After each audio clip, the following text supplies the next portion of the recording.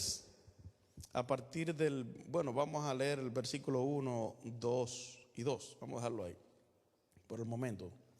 Dice la palabra del Señor, está en el Antiguo Testamento, el libro de Habacuc, uno de los profetas menores, y dice de esta forma: oración del profeta Habacuc sobre Sigionot. Oh Jehová, he oído tu palabra y temí. Oh Jehová, aviva tu obra en medio de los tiempos. En medio de los tiempos, hazla conocer. En la ira, acuérdate de la misericordia. Te damos gracias, Señor, porque tú eres bueno. Háblanos en esta hora, Señor, tu presencia, tú nos ministres como tú nos ministraste. Gracias por verte movido en la alabanza, por vernos tocado, por vernos redarguido, por vernos edificado, Señor. Ahora te rogamos que tu palabra, Dios mío, llegue a cada uno y produzca 100 por 1, Señor, en el nombre de Jesús. Amén. Gloria al nombre del Señor. A las personas, digo, el ser humano en realidad no le gusta mucho hacer penitencia. Cuando hablamos de penitencia, la gente piensa enseguida que es andar descalzo, de rodillas, pero cuando me refiero a la oración, una penitencia o es un tiempo que usted tiene de búsqueda con el Señor, la gente lo ven como algo duro, algo innecesario, lo ven como algo que en realidad si Dios sabe todas las cosas, porque hay que pedírselas. El mismo Jesús lo dijo. Este profeta Habacuc estaba en medio de una situación bien terrible en su país. Él profetizó en el año 606 antes de que viniera Jesús a la tierra, en el Antiguo Testamento. Y si usted se da cuenta, este capítulo número 3 comienza haciendo una oración, un rogativo, una petición a Dios, diciendo de esta forma: oh Jehová, he oído tu palabra y temí. Es lo primero que está diciendo en el versículo número 2, Habacuc. Él escuchó la palabra del Señor, él escuchó los mandamientos, los preceptos de Dios y tuvo miedo.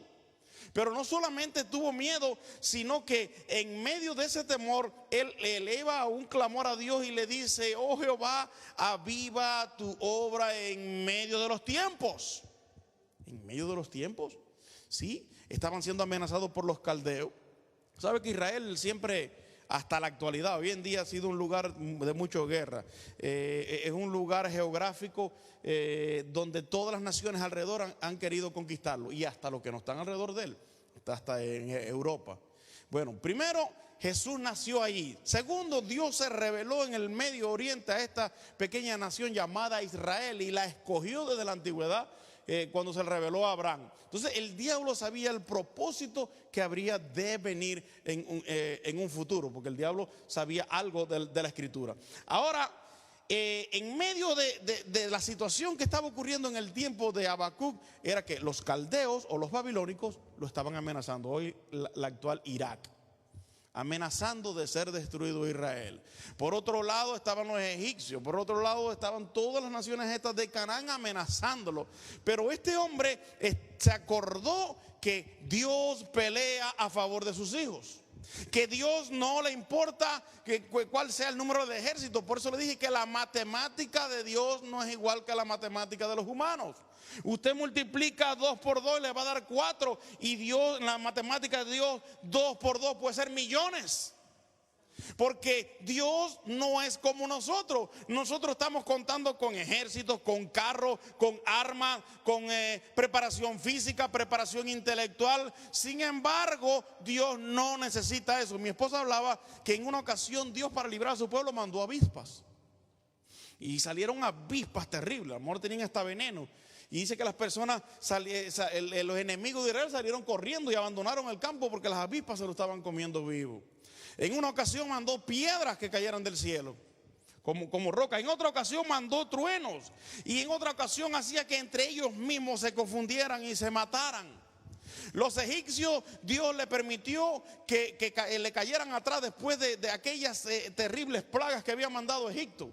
¿Saben todas las plagas que Dios le mandó a Egipto? Desde la primera plaga de mosca, de ranas, de sangre, de piojo, de granizo, etcétera. Todas esas plagas que Dios le mandó en el libro de los Éxodos a los egipcios. Y permitió que estos se confundieran entre sí mismos y persiguieran al pueblo de Dios.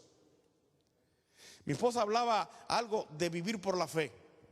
Y yo digo, ella sabrá que yo voy a predicar algo acerca de eso, porque este libro de Habacuc, el tema es viviendo por la fe, el libro de Habacuc. ¿Y qué es lo que es vivir por la fe? Vivir por la fe es no confiar en recursos materiales, ni en recursos humanos, ni en personas, ni en reyes, ni en naciones, sino dar su confianza completa en Dios. A un niño chiquito usted lo pone en un lugar alto y el padre le dice, aviéntate, y él se va a aventar. Y si el padre lo quiere matar, se muere, creyendo que el padre lo iba a salvar. ¿Sabe por qué? Porque es una fe que va más allá de cualquier tipo de expectativa. Esa es la fe que Dios quiere que nosotros tengamos. Y le dijo a Habacuc, a la nación de Israel, dice, en medio de los tiempos haz conocer tu obra. En el medio de la enfermedad, en el medio de la escasez, en el medio de los virus, en el medio de las rebeliones, en el medio de las personas que no quieren saber de Dios, en el medio de los conflictos entre las naciones, entre iglesias, entre hermanos, entre familias, en medio de todos esos tiempos, haz conocer tu obra. De otra forma le dijo, levanta personas que estén dispuestos a creerte, Señor, a creer a Dios. Yo me recuerdo en la década de los 90 que en mi iglesia no tenían que mandar a pasar a nadie al frente a orar. Hoy en día los predicadores que ustedes ven aquí, y no solamente aquí, en el mundo entero, quieren todavía orar por una persona, dejarle una bendición, orar por enfermedades, orar para que tenga una experiencia con Dios, y no quieren pasar al altar. Prácticamente hay que poner, el diácono tiene que ponerle una pistola, levántate y dale para el altar. Antes, cuando el predicador estaba terminando de predicar, muchos ya venían para el altar caminando y estaban llorando y estaban rendidos delante de Dios y estaban clamando a Dios y le exigían al predicador. A mí me tocó predicar en algunas iglesias así, de tal forma que el pastor me dijo, si vas a predicar aquí, trata de predicar más de hora y media o 2 horas, porque no van a aceptar que le prediques 30 minutos. Ellos han esperado por este servicio por meses, han ayunado, han orado, han hecho vigilia, se han consagrado, han invitado personas, y tú vas a venir a predicar 30 minutos. Pero los tiempos han cambiado. Si hoy en día el predicador se le ocurre nada más añadir un poquito más de los 30 minutos, ya a las personas le entra como un deseo de irse ya. Un desespero, le pica la piel, la cabeza, empiezan a sudar y están pensando nada más cuándo irá a terminar este palabrero, como le dijeron al apóstol Pablo. Ahora dice, en la ira acuérdate de la misericordia. ¿Qué es lo que es misericordia? El favor no merecido de Dios. Es piedad de Dios sobre todas las cosas. Y es lo que estaba pidiendo Habacuc. Habacuc estaba pidiendo es que haya un avivamiento, y de aquí es donde viene la palabra revival en inglés. Aviva tu obra en medio de los tiempos. No hay que esperar que otra persona se consagre, conságrate tú. Hoy por la mañana se hablaba aquí y el Señor le decía, sé santo. ¿Por qué? Yo soy santo. Y le decía, sé perfecto, porque yo soy perfecto. Y la gente que dice, solamente Dios es perfecto. Entonces se equivocó Jesús cuando dijo, sean perfectos como vuestro Padre. No se está hablando a una perfección que lo sabe todo, sino una perfección de abandonar y dejar completamente el pecado y consagrarse a Dios. En el tiempo que yo tuve la oportunidad de estar en mi iglesia, yo me recuerdo que los jóvenes hacíamos vigilia varias veces a la semana. Y después que se terminaba el culto nos quedamos orando y compartiendo la palabra del Señor. Y íbamos por la mañana, a toda hora estamos buscando de Dios. Y yo me recuerdo que era casi imposible que no hubiera manifestación del Espíritu Santo en un culto, ya fuera de damas, de caballeros, de niños, de jóvenes, de hombres, de lo que fuera. Había manifestación, había avivamiento, había un revival allí en medio de aquel lugar, porque las personas no le importaban que cuando llegaran a sus casas no tuvieran que comer, como yo mismo. Cuando llegaba del culto, yo no sabía si por adelante era mi espalda o tenía, yo creo que 2 espaldas. Ya yo no tenía six pack, yo tenía 12 casi. Estábamos y todos así, pero no estábamos pensando en realidad en las cosas materiales. Y cuando llegue me voy a comer un pedazo de pan, ya no había. ¿Y habrá algo que comer? No había que comer. En el año 1998 salí como misionero a un lugar donde nadie quería ir, nadie quería ir. ¿Y por qué nadie quería ir a ese lugar? Porque no había luz eléctrica, no había ni televisión ni a color, ni en blanco y negro. No había nada de esto. Era un lugar que cuando llovía, para salir de aquel lugar había que esperar varios días que la tierra se secara, se oreara, para poder salir de aquel lugar. El lodo te llegaba hasta la rodilla y aquello era tremendo. Las personas no querían ir a aquel lugar. Bueno, en el año 1998 yo me moví a ese lugar, un lugar que se llama Segunda Laguna.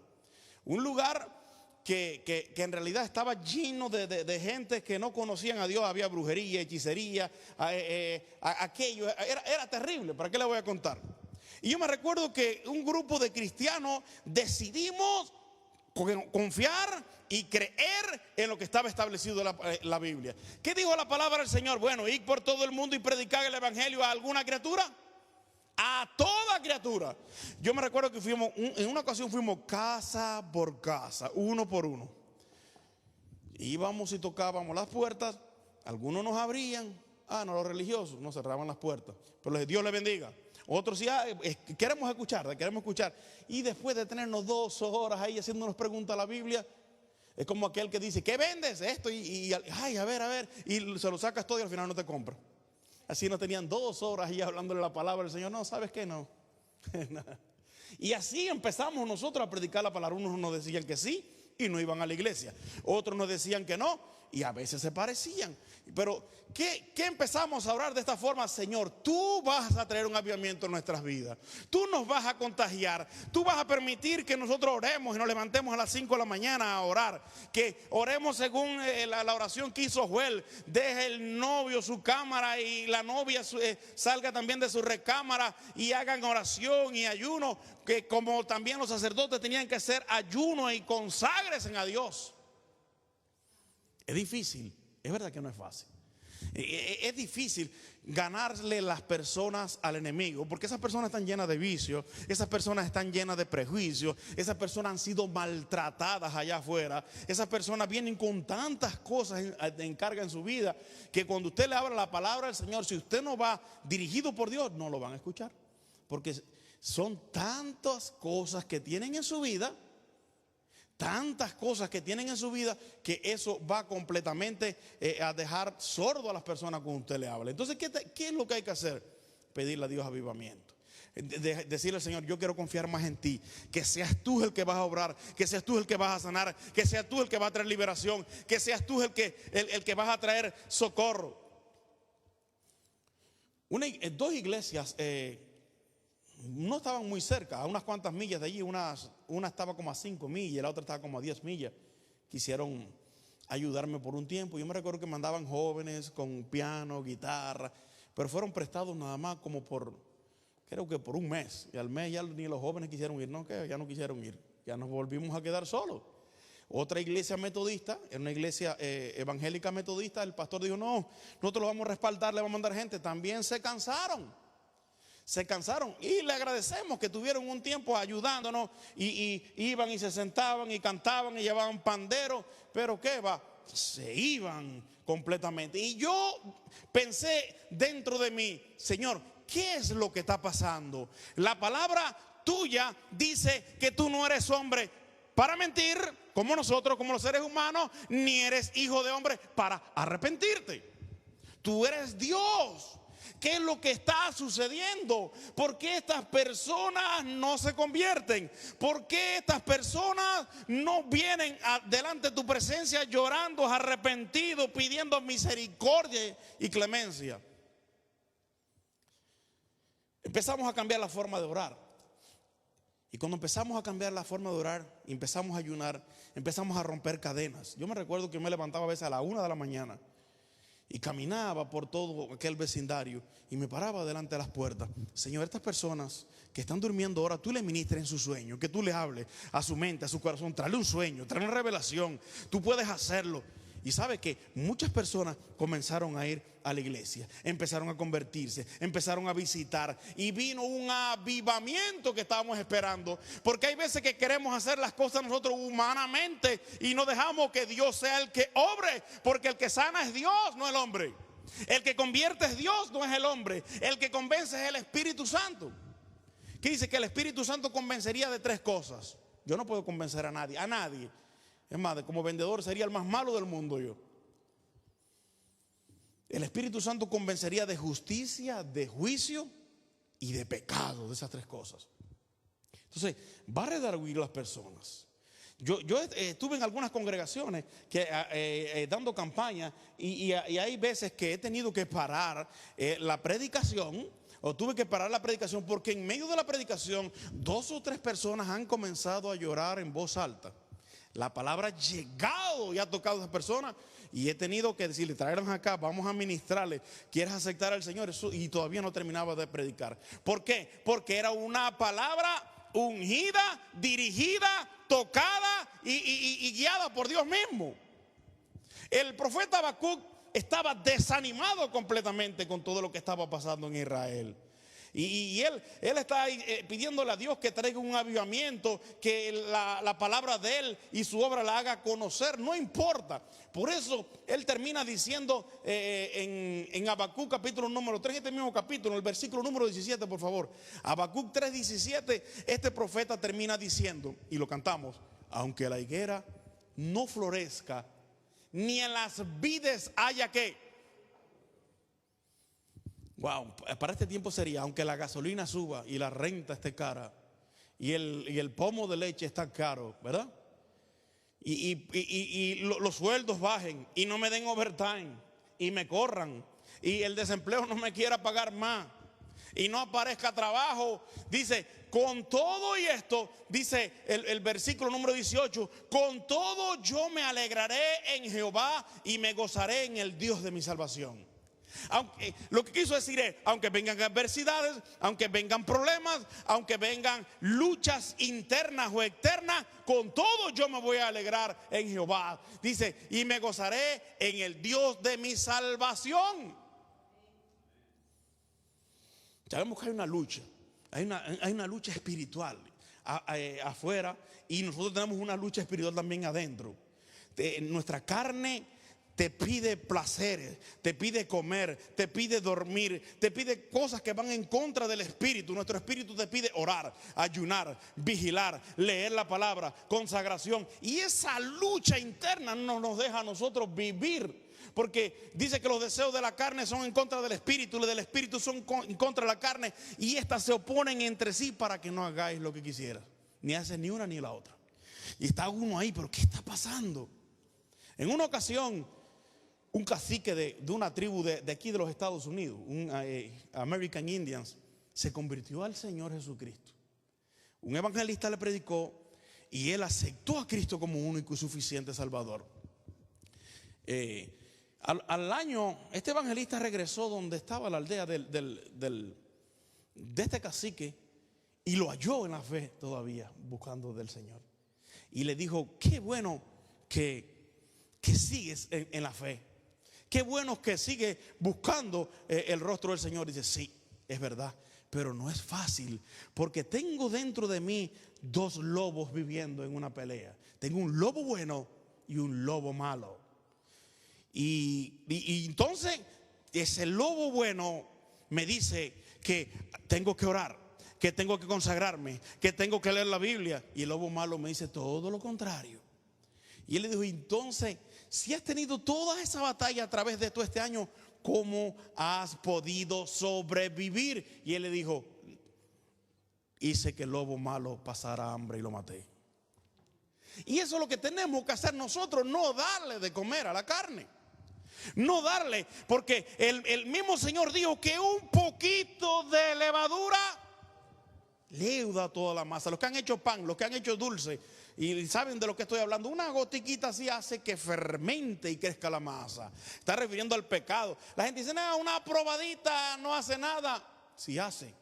si te corrompe, si te aleja de Dios, si te trae malas consecuencias. Por eso dijo el profeta Habacuc: Jehová, Señor mío, versículo número 17, eres mi fortaleza, el cual hace mis pies como de siervas y en mis alturas me hace andar.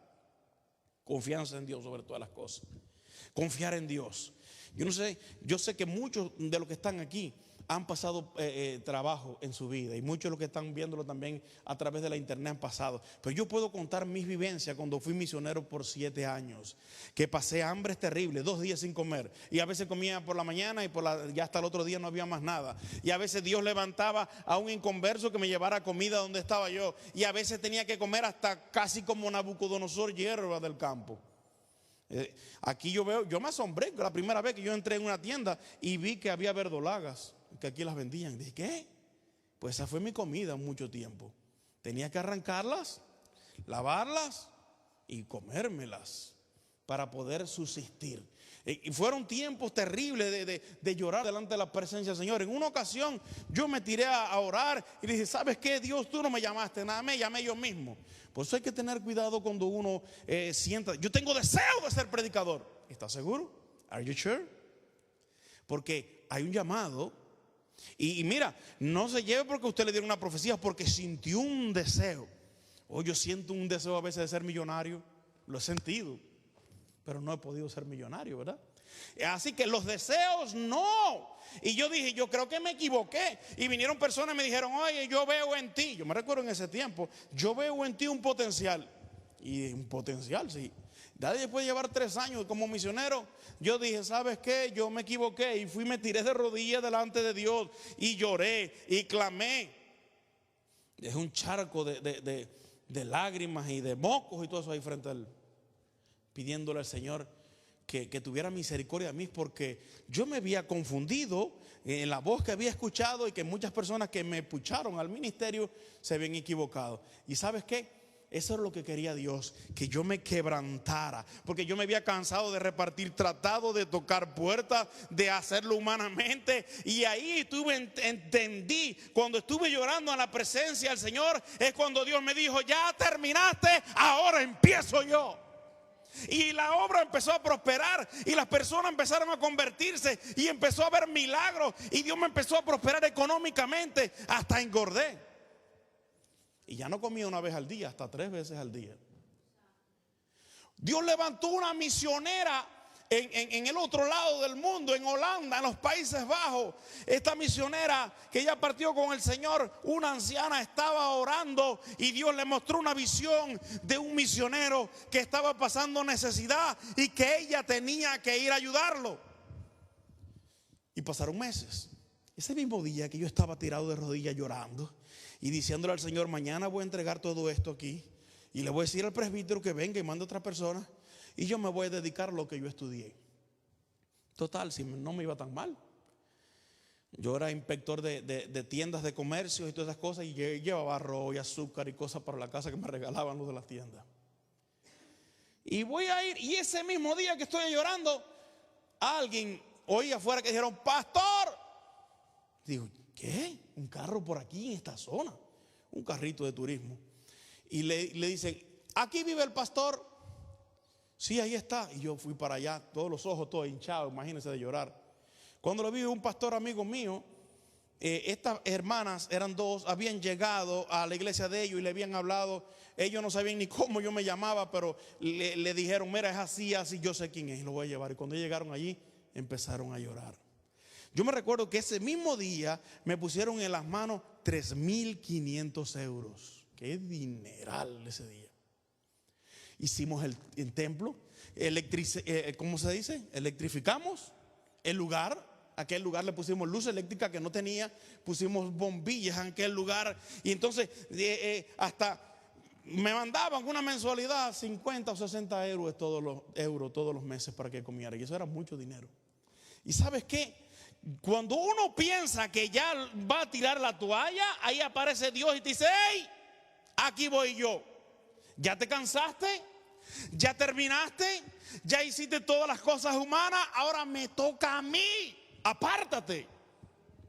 Entonces nosotros vamos rápido corriendo para el médico. Ay, doctor, que yo creo que me duele la cabeza, yo creo que tengo cáncer.